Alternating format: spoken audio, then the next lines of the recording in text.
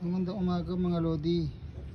Medyo hindi na tayo busy ngayon dahil medyo maliksi na yung mga biik natin.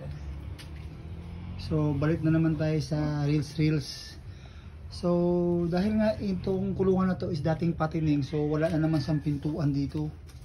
Nilagyan ko lang ng nyog para hindi makalabas ang baboy. Pero ang problema nito, ang baktin biik, ang problema nito ngayon dahil next week hindi na sila babantayan, so kailangan may pintuan talaga dito, baka pasukin ito ng aso.